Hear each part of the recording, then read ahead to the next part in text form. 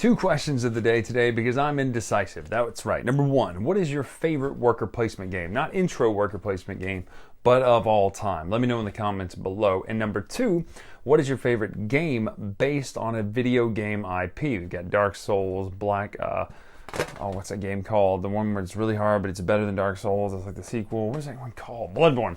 But today we're talking about Fallout Shelter, which is a game based on an app, which is based on a video game, which is a great IP. I mean, I'm OG, big fan of Fallout Tactics back in the old days. So let's take a look right now.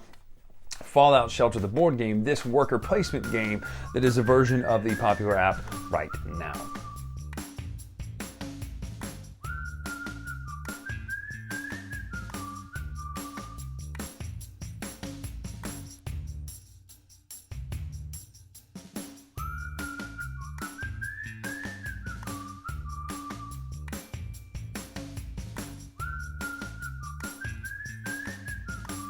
This is actually a very easy teach. Now you're going to start with 2 workers in your color. You won't start with any of these cubes. I just wanted to show you that the cubes do represent all the different resources type, a la Terraforming Mars. Up there is your special track. You have a way to upgrade these workers for a single turn, at which point when you pull them back, let's just say you've trained in an eye, that worker will sit there above the eye, and when you go out to these spaces out here, you'll notice that they have letters on them. If you were to go to an I space, that worker would gain double the benefit. But that is essentially the game setup. These are the threat cards here. You're going to lay out 3 building cards there after shuffling. You're going to lay out the threat cards just in a stack after shuffling, and then some item cards over here. These are going to help you against threats.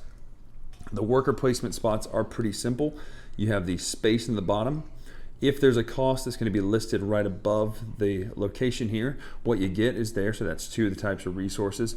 Again, those are those spaces where you get if you're upgraded, you get a better benefit. Now, the threat deck, you're going to skip it in the very first phase. This is the elevator. We'll talk about that in just a second. You're going to skip it in the first phase, but essentially what it's going to do is going to block some spaces in order for you to potentially gain victory points by fighting these different threats. Now, the rest of the actions are things like this one, where this allows you to gain a new worker. Those are how you get the item cards over there. These are how you just upgrade and get more workers as well. This one, if you get injured, so if you see this symbol here, it means you can only go there with an injured character, which basically just means that they can't do anything else except be healed, which is what that does.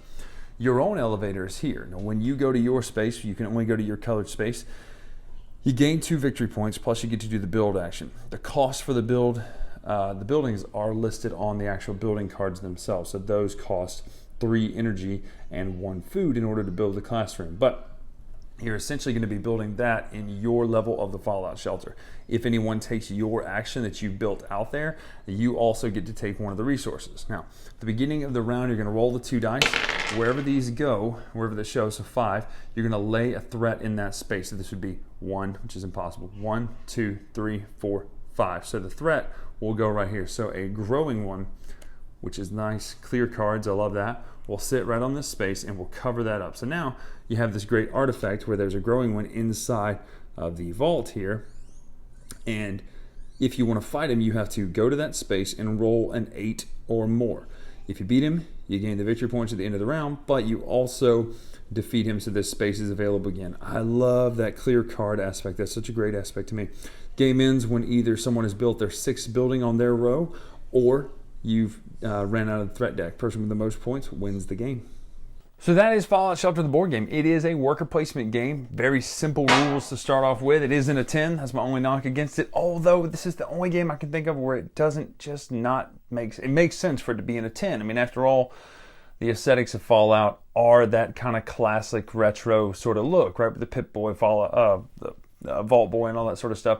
I almost said Fallout Boy, which was a totally different thing. But that aesthetic is important, so I'm going to let it slide on having a 10, even though I hate the feel of a 10. However, the divider inside of the 10 is really nice and keeps everything organized. But as far as the presentation of this game goes, let's talk a couple really high points. First of all, the art's great. Love this style, like I mentioned before.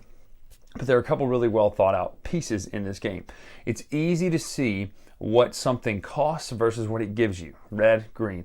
I think that reminds me of Scythe, right? Just the idea that if something's in green, it's good. Red, it means you pay it. I love that when it's so simple. It's easy to see where you put your figures because the figures' spaces are shaped the same as the bases of the figures. You put them on the board, you get it.